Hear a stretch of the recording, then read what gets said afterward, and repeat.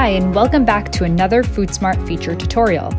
In this video, we will walk through one of the most popular features that makes cooking throughout the week a breeze, the meal planner. Before setting up a meal plan, be sure to take the NutriQuiz and set your food preferences. In the food preferences section, you can choose ingredients that you aren't a fan of and give us much more information about your cooking preferences. We would like to know how much time you usually have to make your meals, if you like to repeat meals throughout the week, and what a typical breakfast might look like for you.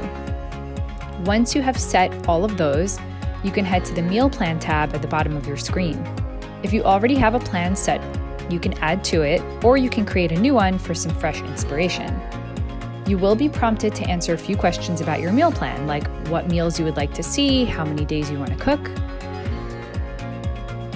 Once you have submitted that, recipes based off of your food preferences will generate in each meal category that you chose. You can flip through each recipe to look at the ingredient list and nutrition facts to decide if it's a good fit for you. If it's not, swap it with another recipe recommendation by clicking the blue pencil button.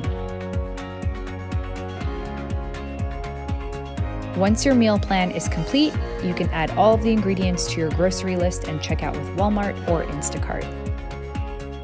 We hope you have found this meal planning tutorial helpful, and we'll see you in the next one.